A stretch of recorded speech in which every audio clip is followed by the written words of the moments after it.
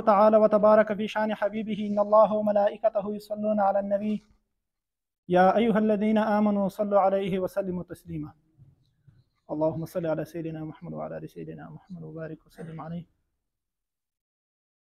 محترم مسلمانانو ورونو، خصوصا علماء کرام، حفظاء کرام او مشرانو، د ټولو په اجازه د خپل امراو د امر د تطبیق په خاطر باندې یو څو لنډې خبرې کولو اجازت غواړم. زموږ هغه مشفق امرا، هغه امرا چې هغوی د احادیث او د قرآن د تفسیر مصداق ځنونه ګرځولي دي، چې حدیث کې نبی علیه الصلاة والسلام فرمایي انما المؤمنون کجسد واحد، مسلمانان به داسې وي لکه یو جسد. نو د موږ امرا چې پرون ورځ هغوی دغه امر کړی او دا مشوره یې کړې ده چې د افغانستان په ټولو ولایاتو کې او په ټولو ولسوالیو کې چې هر چېرته د جمعې لمونځونه کېږي او همداسې په کورونو او مدارسو کې د موږ هغه مظلوم، هغه ځورېدلي او کړېدلي، هغه بمبر شوي او شهیدان شوي ورونه چې هغه د فلسطین مسلمانان دي، د هغوی لپاره باید ختمونه وکړو، دعاوې وکړو او د هغوی مظلومیت او د هغوی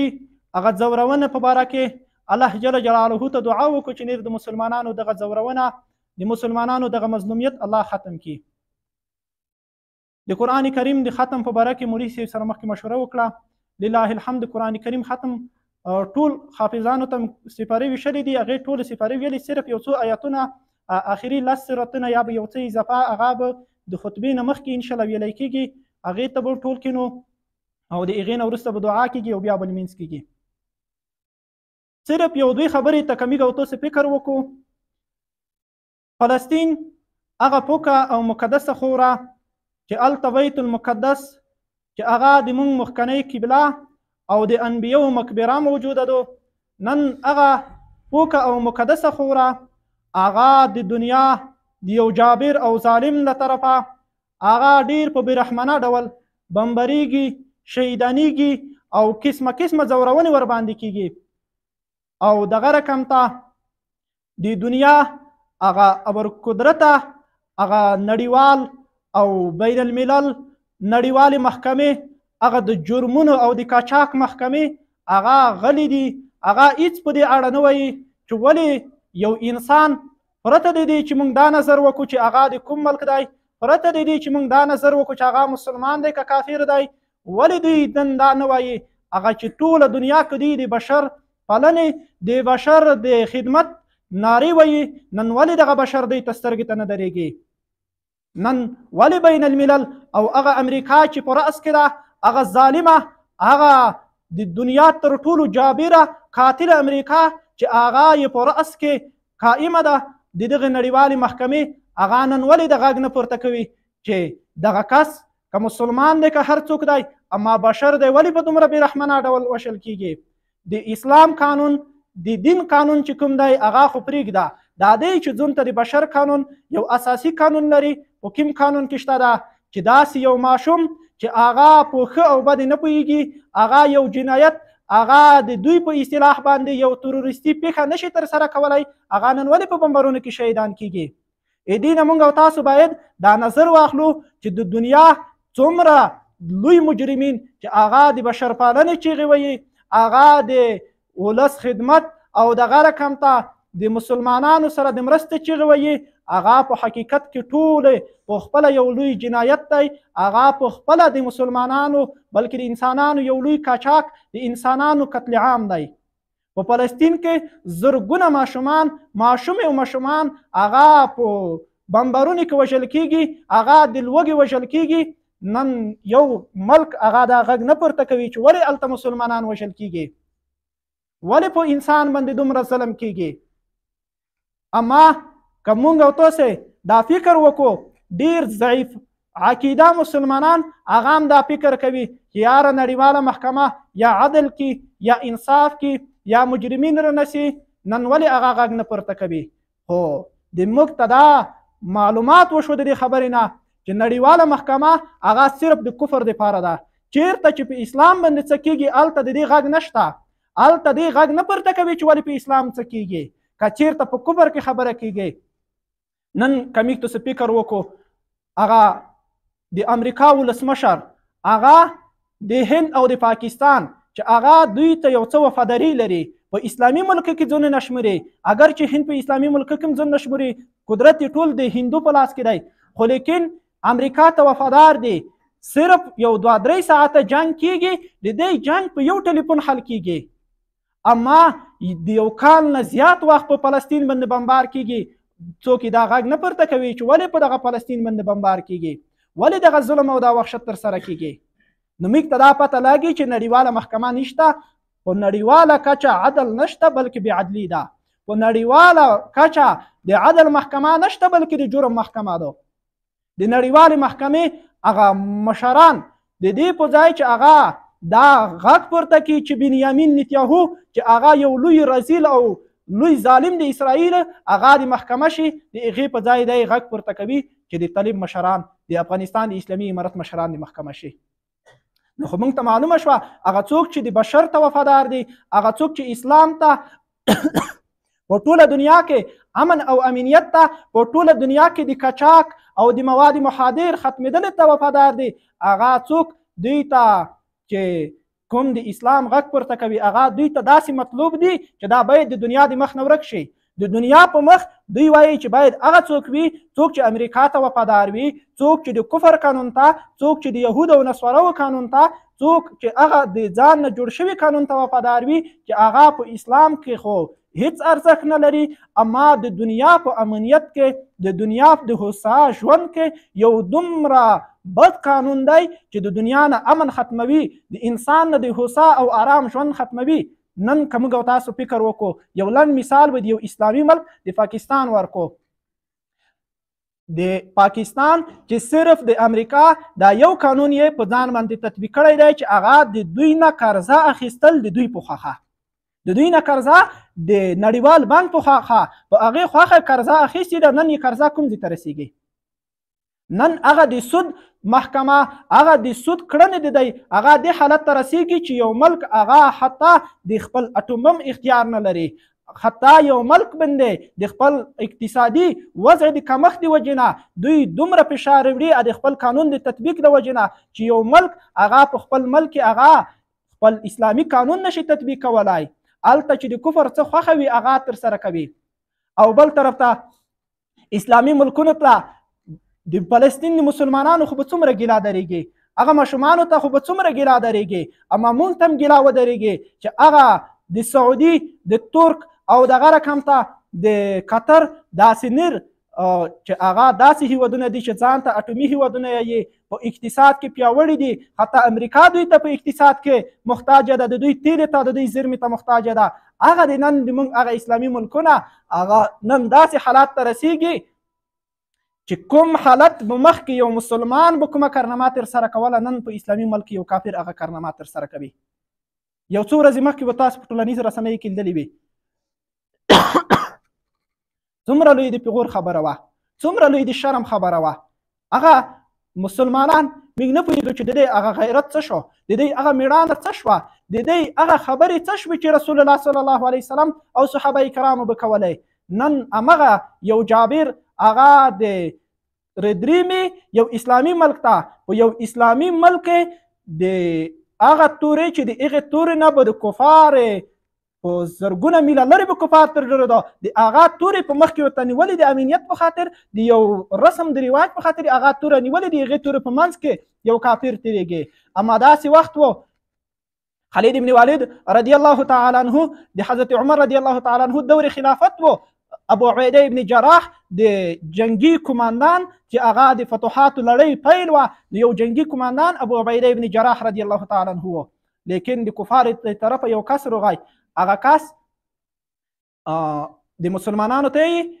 هغه کفار په خپل مابین کې یو مشوره وکړه، وایي د مسلمانان ولې دومره زورور دي، ولې د مسلمانان په میږ باندې برلاسي دي، څه وجه ده؟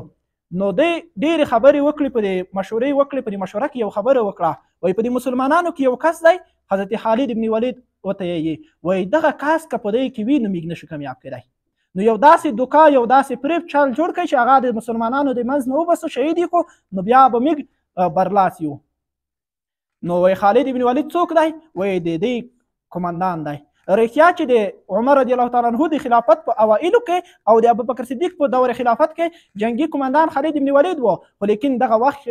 جنگي قمندان حضرت ابو عبیده مقرر شوی و. نو هغه کافر چې روغی نو مسلمانانو ته ووایي زه غلی یم د دې په خاطر چې د توس سره یوه مشوره وکړم. د میګ کفار د میګ مشرون هغه غواړي چې د توس سره صلح وکړي. نو د توس هغه مشر چې کوم دی هغه راولګوي میګ ته چې میګ د هغه سره خبرې وکړو صلح ورسره وکړو. ابو عبیده ابن جراح جګ شو، وایي زه د مسلمانانو مشر یم، زه به د توس سره د صلح خبره دپاره لور شم. هغه کافر ورته وایي څه نه میږي ته؟ وایي زه ابو عبیده. وایي نه خالد ابن ولید هم په کور دی. خالد ابن ولید ورته وایي زه تیار یم چې د توس څخه لور شم، اما زه یو عسکر یم په دې نظام کې، زه یو ساتونکی یم، زه نشم کړی چې په خپل سر ته څلور شم. چېرته ابو عبیده مو ته اجازه راکوي نو زه څه چې د توس سره هغه خبرې وکړم. خالد ابن ولید رضی الله تعالی عنه ته ابو عبیده اجازه ورکړه، روان شو د کفار سره. د کفار سره چې روان شو د کفارو 10 لکه فوج هلته دېرا دی، هلته 10 لکه فوج پرته دی. هغه ته خالد ابن ولید ورولي. کله چې ورغی لکه نن سبا رواج د چک پینټ او د تلاشۍ چې وي داسې یو چک پینټ ځای چې هغې ته خالد ابن ولید ورسېدو، په اوسپنې د سویر د خپله تیره یې په غوړه کې وچولی دو. نو هغه د چک پینټ کوم کسون چې وایي هغې ورته ووایي وایي دغه چک پینټ نه مخکې د اسلحې سره او په اوسپنې تېرېدل نشته، ځکه مخکې بادشاه نوستی، دلته به د اوس نه کیزېږي. خالد ابن ولید ورته وایي زه یو میلمه یم، په میږ عربه کې یو غیرت دی، غیرت دا دی چې میلمه څوک نه بې عزته کوي. نو زه میلمه یم، که چېرته په توس کې غیرت موجود وي نو د مو بې عزتي به نه کوي. زه په اوس څمه نو مو به د اوس نه کیزوی. نو په هغه چک پین نه په اوس باندې تېر شو. دویم چک پین کې دغه معامله وشو، بیا په اوس باندې تېر شو. دریم چک پین چې هغه ځای ته ورسېدو لکه مثلا دغه د جماعت دروازه دننه بادشاه نوستی، خلک نوستي، هغه چک پین والا ورته ووایي دلته خو باید خامخا کي شئ، ځکه دننه چې دی هلته بادشاه نوستی، دننه خو د اوس د درولې ځیم نشته، هلته په پښې لوړ شئ. نو خالد ابن ولید د اوس نه رکي شو، د خپله تیره یې وکېښله، داسې د امسو په شکل یې لګوي، د 10 لکه فوج په مابین کې روان دی. یو طرف ته 15 لکه فوج، بل طرف ته 15 لکه فوج، د دې په مابین کې خالد ابن ولید تنها روان دی. نن د کفار یو لوی جابر چې د ټولو دنیا د مسلمانانو په وژنه کې، د ټولو دنیا د مسلمانانو په زورونه کې لاس لري، همغه ټرمپ هغه رسي د مسلمانانو په منځ کې هغه شان تېرېږي. د دې په ځای چې هلته خو دته یو فوج ولړ و، یو نظامي کسان ولړ و، اما ټرمپ ته زنانه درېږي د قطر، زنانه خپل سرونه لڅوي، خپل سرونه ورته ګډوي، د هغې په مابین کې تېرېږي. د موږ مسلمانان هغه به د قیامت په ورځ دغه د فلسطین مظلومو مسلمانانو ته څه رقم سترګې لري چې دغه ټرمپ او د ده تر لوس لاندې اداره چې په مسلمانانو ظلم کو او ته ورته خپله ښځه ګډوئ، ته یې دومره امنیت نسي او ته په مابین کې داسې تېرېږي لکه یو وخت چې خالد ابن ولید تېرېدو. د خالد ابن ولید نیره خبره وګدادو، د 10 لکه فوج په مابین کې بادشاه ورته یي یو بادشاه ځون ته چوکۍ ایښي، یو ځنګ کې د سرې زرو چوکۍ ایښي، وایي ارڅا دلته کېنه. خالد ابن ولید دا چوکۍ داسې په لګته ووله، وایي دا د میږ دپاره په دنیا کې نشته، سره زر میږ په دنیا کې نه استعمالوو. نو یو وخت به یو مسلمان دومره غیرت لرو چې د کفارو منځ ته دومره لوړ شو. اما نن کفار خپل قوانین یو داسې اوږدمهاله پلان په مسلمانانو باندې تطبیق کړی دی چې هغه نن مسلمانان هغه په خپله رڅي د کفارو پښې ته لویږي، د کفارو اوامر په ځون تطبیق کوي، د کفارو قوانین په خپل ملک کې هغه ښه په خوشحالۍ سره تطبیق کوي. نو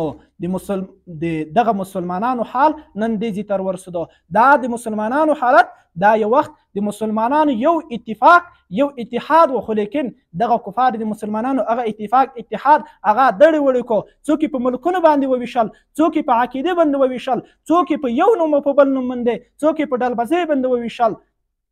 صرف یوه خبره که موږ ته فکر وکړو، په دنیا کې د غیرت تاریخ چې لري، 3 قومونه په دنیا کې د غیرت تاریخ لري: عرب، ترک، پښتون. دا 3 قومونه په ټوله دنیا کې د غیرت تاریخ لري چې هیڅ کله کفارو ته نه دی تسلیم شوی، خو لیکن په دغه 3 قومو باندې کفار څه ونه کړو. دغه 3 قومونه عرب یې په 21 یا په 22 ملکونو باندې وویشل، او دغه رقم ته ترک یې هغه چې کوم لوی ترک و هغه یې په ملکونو باندې وویشو، هغه یې تقسیم کړو. پښتون چې یو کم ځای لرو خو لیکن غیرت یې لوی و، دغه پښتون ته یې په مابین کې ډیورند کرښه وغځوله. ډیورند کرښه یو داسې لوی په منافقت سره یې وغځوله، که فکر وکړو د انسان حیران پاتې شي د دې هغه پلان ته د مسلمانانو دپاره چې دی وغځوو. داسې یو پلان یې نه کړ جوړ چې هغه ډیورنډ کرښه یو رسمي سرحد تیر کړي چې هم دا پښتون آرام کړي هم پښتون آرام کړي.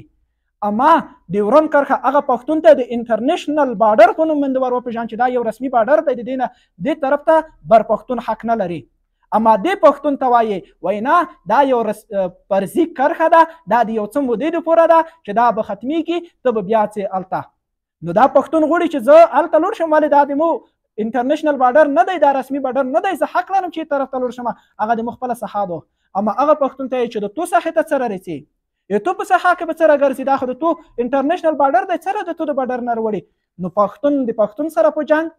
مسلمان د مسلمان سره په یو نامه جنګ، په بل نامه جنګ. کفار هغه کفار چې یو وخت الله جل جلاله موږ ته قرآن کې وی وقالت اليهود ليست النصارى على شيء وقالت النصارى ليست اليهود على شيء. هغه کفار چې یو وخت به په خپل مابین کې وي چې یهود به وي نصارا هیڅ شی نه دي، نصارا به وي یهود هیڅ شی نه دي. نن همغه یهود او نصارا هغه داسې متحد کیږي، داسې یو کیږي چې په دنیا کې په مسلمانانو باندې یو ظلم کوي بل یې حمایت کوي، یو جنگ شروع کوي بل تیاره ورکوي، یو بمبار کوي بل مزایل ورکوي. اما که دومره حمایت سره ونه کړي، اما یو ظلم کوي بل یې دفاع کوي. مسلمانان نن اول خو چیرته جنگ نشي کړای، اول خو چیرته د خپل بارډر نه د یو جهاد په خاطر، د یو جنگ په خاطر، د یو مظلوم د حمایت په خاطر وخت نشي که ووړي بل پښتون ریچګیږي. د افغانستان جهاد، د افغانستان د 100 کلن دور میږ تو سه بار بار دغه تجربه کړې. د افغانستان اسلامي امارت چې کوم جهاد شروع کړی و، همدغه د عربو علما نه و چې میږ ته فتوا ورکړه چې دا یو فساد دی، همدغه د اسلامي ملکونو علماو اتحادیه او شوري دا خبره ونه کړه. اما دې ته فکر ونه کړ چې ولې په مسلمان باندې ظلم کیږي، ولې د 100,000 کیلومتر نه لرې یو ظالم د وخت رسي په یو ملک باندې قابض کیږي، ولې د یغه ملک په قوانینو کې، د یغه ملک په اختیاراتو کې لوسوي، ولې د یغه ملک زرم ختموي، ولې د یغه ملک مشومان زورول کیږي، ولې د یغه ملک دینی تاسیسات، مدارس او جماعتونه بمبریږي. اما دا فکر یو چا ونه کو، ځکه چې مسلمانان د کفارو د طرفه په اتفاق شوي وو. هغه څوک چې هغه په مسلمانانو کې لږ غږ لرو، په مسلمانانو کې لږ غږ تر چار سو، هغه کفار په خپل ولکه کې وخوستو. کفار یو ډیر اوږدمهاله پلان لري. هغه عالم په اسلامي دنیا کې، حتی په اسلامي ملکونو کې هغه علما چې هغه لږ شهرت ولري، کفار کوشش کوي چې شهرت ورکړي، نرم په خلک کې مشهور شي. چې کله مشهور شو د هغې نه وروسته بیا هغې عالم نه مطالبه کوي چې ته باید د میک په ګټه وغږیږي، د میک ته د باید ګټه ورسیږي، داسې وغږیږي. دغه عالم که چیرته دا خبره ومنله، پیسې عزت هر څه دی ورکوي، خو لیکن که چیرته د عالم خبره ونه منله نو بیا هغه ختموي. موږ تاسو په دغه 100 کلن دور د افغانستان کې، په دا وس نږدې وخت د پاکستان کې موږ تاسو دغه تجربه کړو چې هغه علما چې هغه مشهور علما وو، لیکن دوی د خپل ملک په ګټه استعمال کړو. که استعمال شو که استعمال نشو هغه شهیدون کړو. نو کفار داسې یو مهاله پلان لري. نو د مسلمانانو د دنیا مسلمانان هغه باید یو اتحاد ولري. د دنیا مسلمانان باید هغه د یو بل په غم باندې دردمن شي، د یو بل په غم باندې وژړیږي، د یو بل په غم کې غم شریکي وکړي. ځکه نبی علیه السلام وایي مسلمانان داسې دي لکه یو جسد. د فلسطین غم هغه د موږ غم دی، د فلسطین زورونه د موږ زورونه ده، د فلسطین شهیدان د موږ شهیدان دي، د فلسطین هر کونډه یتیم هغه د موږ کونډه یتیم دي. خو افسوس نن موږ ته داسې یو حالت راپیښ شوی دی، کفار هغه داسې یو بیل کړي یو موږ مسلمانان چې هغلته یو فلسطین باندې ظلم کیږي، په مابین کې پروته ایران، ترک او دغه رقم عراق هغه ملکونه دي چې هغه موږ ته لیار نه روکوي. هغه څوک دي چې هغه د افغانستان سره بارډر هغه د مخکې په پرتله اوس محکم کوي، اوس هلته پستې اضافه کوي چې د افغانستان مجاهد ولس هغه تر فلسطین ځون ونه رسوي، هغه د یو مظلوم حمایت ونه کړي. اما یو وخت داسې و، یو وخت په دې عربو کې داسې یو وخت موجود و، عرب چې د خلافت عثماني و، د خلافت عثماني کې د خلافت عثماني بارډر نننۍ ترکیه وه، د ترکیې له ای طرف ته بیا روم، دا د امریکایي بودشیې وې، کې مدنن سبو اروپایي اتحادیه چې د دې بودشیې وې، د ترک نه د دې طرف ته خلافت عثماني و. د خلافت عثماني نه یو زنانه هغه د ترک نه اوښته د روم طرف ته الته د خپل خپلوان سره تللی او یا د تجارت په خاطر تللی. نو الته چې یو د روم یو عسکر هغه فکر شو چې دغه زنانه خو مسلمانه ده، دا خو چې دا د دې هغه وجود د دې هغه لباس د دې هغه فکر هر څه داسې دی لکه د یو مسلمان نو هغه یې د فضار په منځ کې ونیوله هغه یې بېڅتره که هغه یې وځوروله نو دغه مظلوم خور چې هر څومره هڅه وکړه چې هغه د کافر نه ځون خلاص کړي ځون یې خلاص نه شو کړی نو یو غږ یې وکړو وا معتصمه دا غږ یې پورته کړو دا وا معتصمه غږ یې چې پورته کړو دا وا معتصمه غږ دی ځکه پورته کړو چې د دغه وخت د عرب د خلافت عثماني خلیفه چې و هغه محمد ابو اسماعیل محمد ابن هارون الرشید د هارون الرشید بادشاه زوی محمد په نوم باندې چې معتصم بالله باندې مشهور و دغه معتصم بالله د وخت امیر و نو دغه امیر ته یې غږ وکړو دغه زنانه و معتصم بالله ته یې غږ وکړو چې غږ یې وکړو نو دغه عسکر دغه زنانه ته یو په مزاحیه او په ټوکه سره په یو پسخن سره ووایي معتصم بالله به وس تو ته رسي هغه به وس د تو حمایت کړي هغه به وس په سپینو وسونو روان وي تو ته دغه خبره معتصم بالله ته ورسېده معتصم بالله هغه لښکر ته ورکو 1,00,000 فوج ته ورکو وایي قسم په الله ته د هغې به کښېننم چې د دغه مظلومې خور پوښتنه به کړې نه وي نو معتصم بالله د 1,00,000 فوج سره د روم په طرف روان شو الله جل جلاله لوی لوی فتوحات فتح د عمیرې په نوم باندې لوی فتوحات الله ورنصیب کړی نو یو وخت د مسلمانانو اتحاد د مسلمانانو یو په بل ځورېدنه د مسلمانانو یو د بل په درد شریکي به نو مسلمانان په هر ځای کې کامیاب وو اما نن کفار مسلمانان دړې وړې کړي دي مسلمانان یو د بل نه بیل کړي دي نو نن کفار چې هغه چې په مسلمانانو باندې څه رقم د دوی زړه وغړي څه رقم ظلم په دوی باندې ترسره کولی شي هغه ترسره کوي صرف یو لنډه خبره د حضرت علي رضی الله تعالی عنه یېده شوه حضرت علي رضی الله تعالی عنه د ماکولا ویلي دو وکل یوم اکل سور الابیض دغه ماکولا علي رضی الله تعالی عنه ویلي دو خو اما په ادبیات د عربي کې دغه یو خبره را نقل شوی دو دا خبره اصل یو تمثیل ذکر شوی دی خو لیکن د نن سبا د حالات سره ډیره موافقه خبره ده هغه دا چې یو وخت یو ځنګل و په دې ځنګل کې درې غویان وو دغه غویان کې یو سپین یو سور یو تور دا درې چې څرېدو نو د ځنګل کې یو زمری و دا زمری به روغی دغه ځنګله ته به چې روغی نو دغه کوم یو غویي د خروق اراده به چې وکړه نو هغه بل غویي به حمله کړه به هغه طرفه به بل غویي په حمله کړه نو وس یې نه رسېده په دې باندې یو وخت یې دغه زمري د چال او د فریب نه کور وخواست نن د امریکا رقم د هغې د متحدین رقم د دوکې نه یې کور وخواست نو دغه زمری روغی دغه سره غویي ته یې ووایي د ما او د تو خو څرمن یو رقم شکل هم یو رقم داسې یو لکه ورینه نو ما او ته به په یو بل کور نه سره لرو هغې ورته ووایي بس صحیح ده زه ته په یو بل کور نه سره لرو غویي ووایي چې زه چې خلوص یم نو نر زه څه شی کومه نر غان زه څه کومه زمری روغی د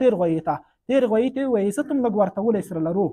زم لږ څه تیر تپې شکل تر ولی لرمه تم تیر یې نو مو تم سره ورته یو نو زه ته به یو په بل کور نه سره لرو هغې ورته ووایي چې صحیح شوه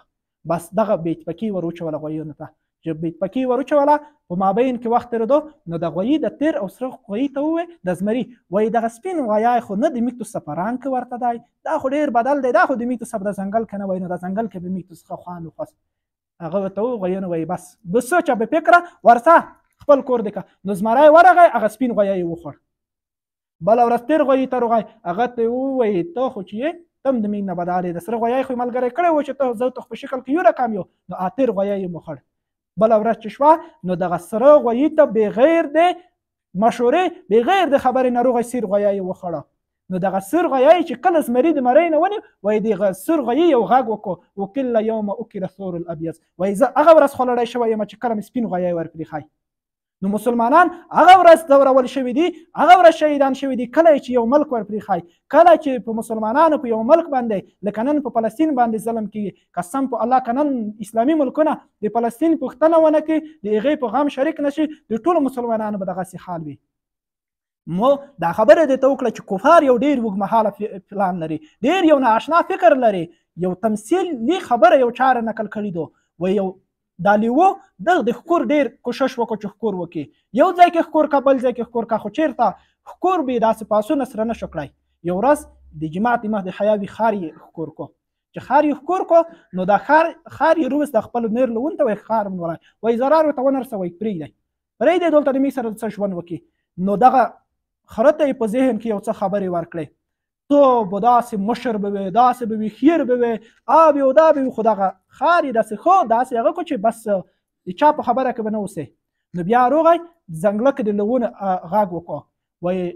ای د جماعت مخ د ډېره ښایي وایي خرې تاسې ډېر داسې ګاډ وډ ګرځئ ډېر داسې تیت او فرق یئ نو څه یو داسې وکړئ چې هر څوک خپل مشر لري نو تاسو ته به هم یو مشر وټاکو نو هغه خپل مشر په خواښه به چلېږئ وایي سیدو مشر به څوک وټاکئ وایي پلونکی چې دی هغه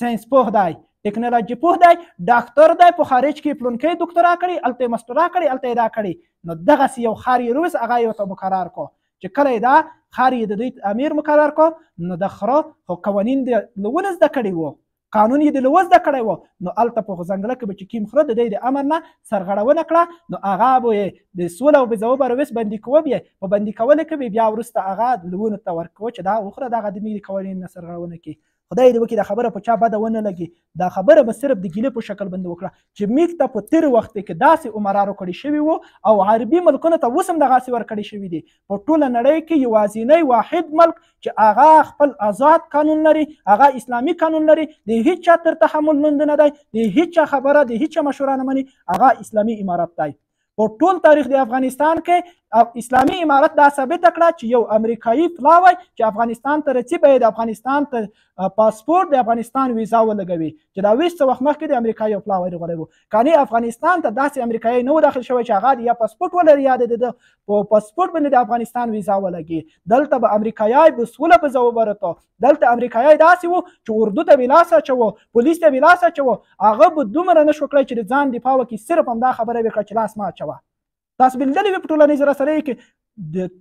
ډېر لوی د شرم او د فخر خبره وه دا موږ ته دا تجربې ثابتې شوې خو نن اسلامي امارت ته باید دعا وکړو اسلامي امارت باید شکر ادا کړو چې هغه آزاد او خور یې سوتلی یو نو وخت د لمونځه نږدې دی د قرآن کریم ختم الحمدلله حافظونو ټول کړی دی مخکې نه سپوریو ته تقسیم کړي وي هغه شوی دی صرف د آخري یو 10 سورتونه به پته شوي وي هغه 10 سورتونه به حافظ همدلته تلاوت کوي د هغې نه به متصله قل أعوذ برب الناس ملك الناس إله الناس من شر الوسواس الخناس الذي يوسوس في صدور الناس من الجنة والناس صدق الله العظيم